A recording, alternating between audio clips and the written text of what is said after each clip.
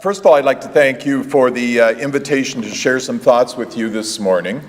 I've been invited here to chat with you about my involvement in Africa, and in particular with my passion for the work that I do through the CanAssist African Relief Trust.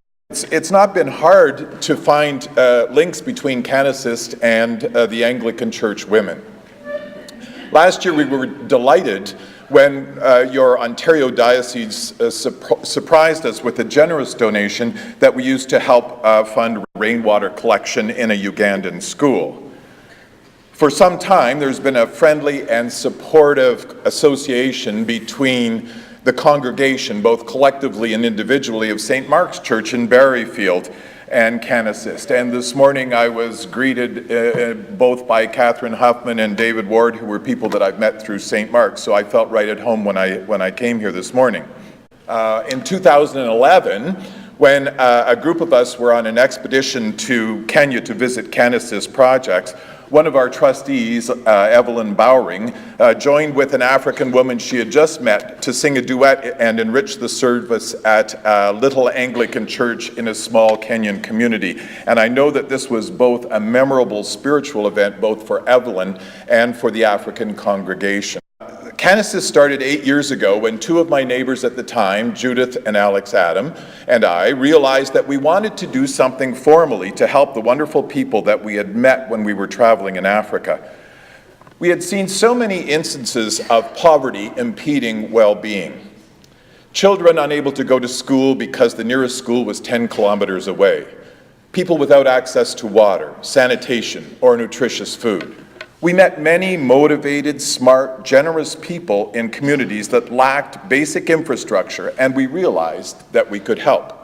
So we did. We formed the CanAssist African Relief Trust, spending several of our own dollars to set it up as a formal trust and to acquire status as a registered Canadian charity. We started beating the bushes for donors. Remarkably, and quite beyond our imaginings in 2008, CanAssist has funded over $500,000 worth of infrastructure development in more than 20 communities in Kenya, Uganda, and Tanzania. It's taken a lot of time and effort and money to do this, but it has been most gratifying personally to see what we have been able to do to actually help these people. Now, one question that people sometimes ask me is, why do you do this? And I must have asked myself the same question from time to time. But I've never been able to come up with an answer that is anything more than because I can, or maybe more accurately, because I must. I was exposed to the need, and it only seems natural to respond to that need with an action. There's probably some feeling of an underlying moral responsibility, but I don't think I'm driven by that. It's more instinctive. I started to wonder where that very natural response came from.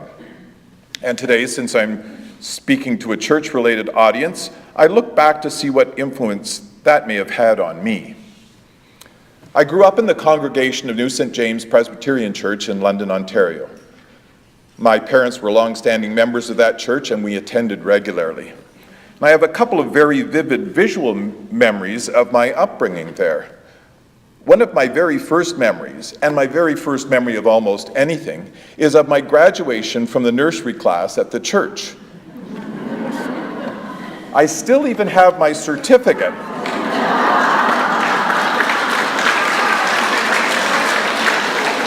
And it's dated September 17th, 1950.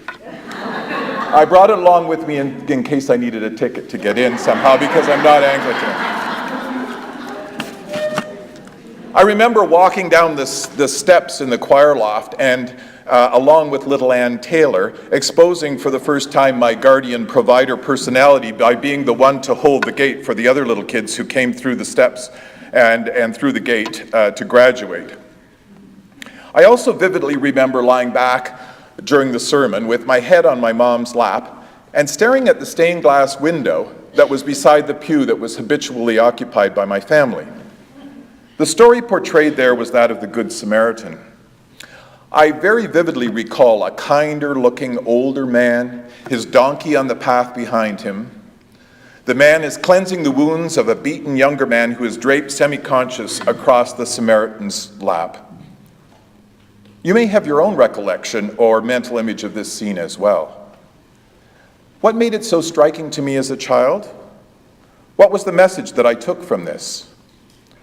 Well, it was that if you see someone who needs your help, you just automatically provide it if you can. You don't ask why. You don't ask who they are or if they are from your race or creed or community. You help however you can.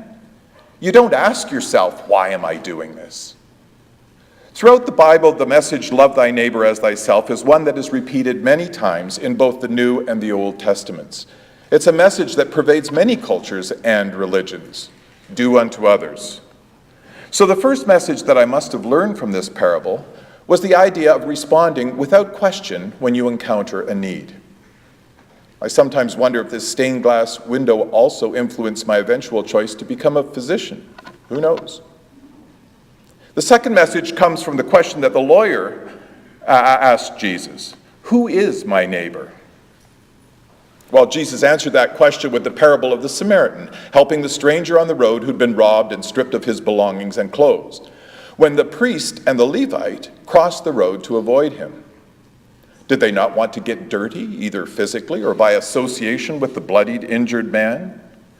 I must admit that when I wrote this sentence in preparing this, it reminded me of how often I veer towards the curb or look away as I pass someone begging on Princess Street. And I'm somewhat ashamed of that. The Samaritan was from an ethnic group that was looked down upon and avoided by the Jews. But he responds instinctively to the need without even thinking about what the injured man's background is. What's the lesson? Don't question who the needy person is. Help them, regardless of their creed or color or sexual orientation or status in society. When someone needs help, it is not the place to judge first and help later. And in this global community, we are all neighbors. Through the work that I have done over the past 18 years, at first in Bosnia and Herzegovina and later in East Africa, I have become very much aware that I identify as a global citizen. In the Bible story, the Samaritan also pays for the victim's lodging and promises to return the next day to cover any additional expenses. In other words, he doesn't just dump the man on someone else. He plans to continue to help where he can, regardless of the cost. Peter Singer, an American philosopher who writes about many subjects pertaining to ethics, has a book called The Life You Can Save.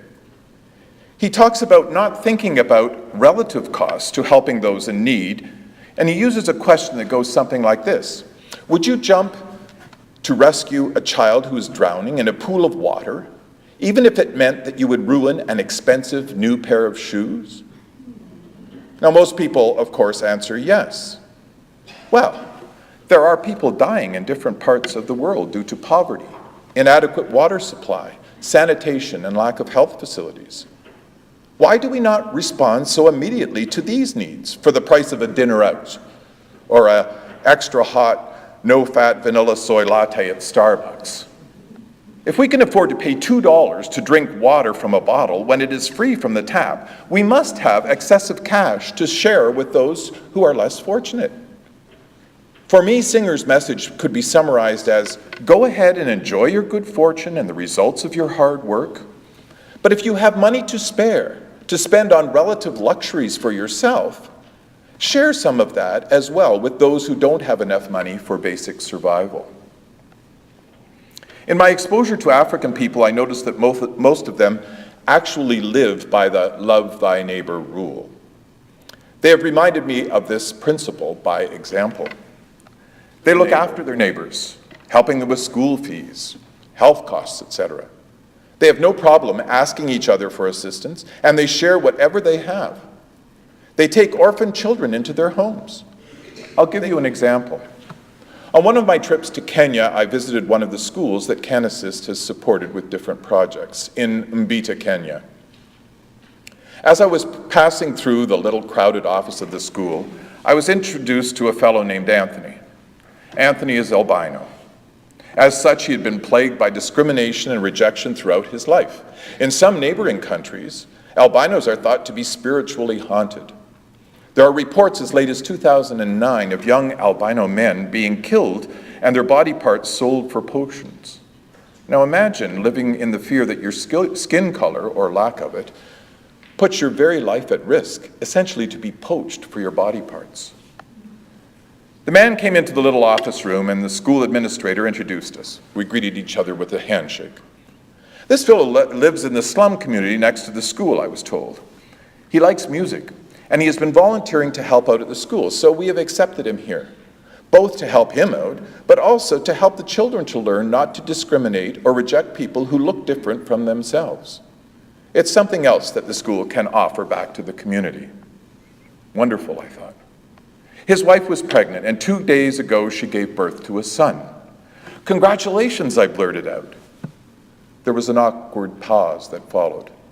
Oh no, I thought. The administrator continued. The child died. This fellow needed 1,500 Kenyan shillings to bury his child, but he has virtually nothing. Not even enough money for food right now. 1,500 Kenyan shillings is about $20 Canadian. While this was being related to me, the man buried his head in his arms on the table in front of him and wept. Now, African men will rarely show this kind of emotion to others. And as he sobbed, I heard the rest of the story. We have offered him a place at the corner of the schoolyard at the rural school where he will bury his child today. It's the least that we can do to help him out.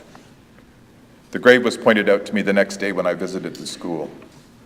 Now, this story was heartbreaking in so many levels, but it demonstrated to me the kindness and community orientation that many Africans can demonstrate. They are compassionate people who are genuinely responsive to the needs of others within their capacity to help. I've seen this demonstrated time and time again. They don't ask, what will it cost me? Or why should I do this? Or why this person? They help each other if and because they can. There is often a tendency to think that help for communities in Africa is beyond us. We hear about extreme poverty, corruption, AIDS, Ebola, drought, gender-based violence, lack of education, and we feel overwhelmed. When I visit Africa, I am inundated with requests for personal support, school fees, help with medical expenses, or help with basic living expenses. It becomes impossible to help everyone. On one of my trips to a fairly remote area of rural Uganda, I had a daily walk of about 4 kilometers along a dusty red dirt road to the school that I was visiting. Along the way, I had waves from people on bicycles or motorcycles, and one woman standing at the front door of their small house even called to her kids who were in the backyard to come to the door and see the Mzungu, the white man that was passing by. I was as popular as a circus parade. On my way home, I was thirsty, and as I passed through the local trading center, I found a little kiosk that had some lukewarm Coca-Cola. Now, Coke products are everywhere in the world, it seems. Refrigeration is not. So I purchased one to quench my thirst. The kiosk was small, maybe about 10 feet square, and I stood just inside the door out of the hot sun. Soon a small group of children in pink uniforms returning from school to their homes gathered at the door to giggle and look at this strange white man in their town. They tend to find my white hair, and particularly my hairy arms, quite remarkable. One little boy, petting my arm, said to me, "You're just like a lion."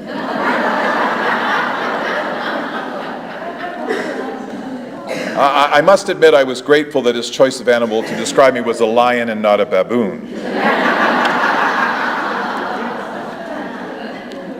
I felt a bit guilty that I was sipping on this Coke, and I asked the owner of the kiosk if she had anything that I could buy for the kids. Well, she had 2 boxes of individually wrapped biscuits or cookies under her counter. And I told her to give the kids each a package, and she started to hand them out.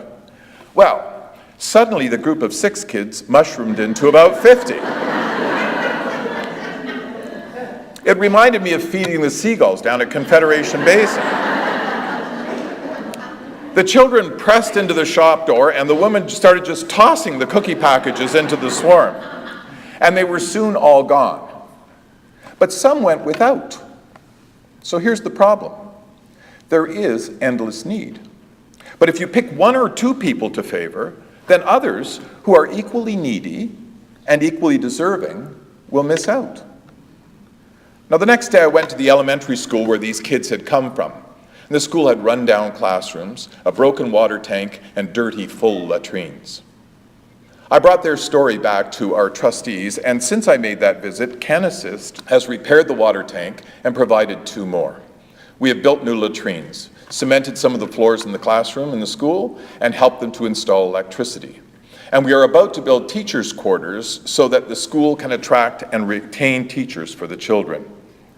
Now, this is how we work at CanAssist. We hope that by improving infrastructure needs in African communities, we can improve opportunities for education, access to clean water, sanitation, and better health. In this way, the whole community will benefit. We are not just picking one person to help, but hope that by improving the community resources, we can also improve what Jeffrey Sachs calls the human capital of the entire community. Now, I don't need to encourage you to act in a similar way. Your spontaneous donation last year to CanAssist has already helped several children get clean water. The St. Mark's Barryfield ACW have been sending money to one of the CanAssist schools, Kanyella Little Stars, on Rusinga Island, so that they can buy sanitary pads for the young women at the school who would otherwise miss school for several days every month.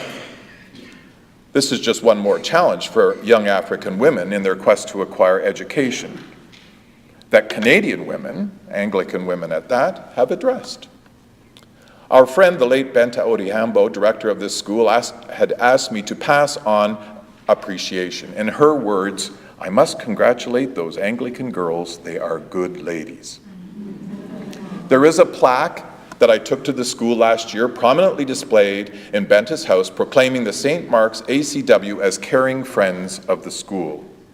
Good Samaritans, if you will. Not questioning why or where or who, but addressing a need because it is there and because they can. So I started talking about CanAssist. We are striving to be like Good Samaritans, and we are finding that we are able to help many, many people of all ages and in many communities in Kenya, Uganda, and Tanzania.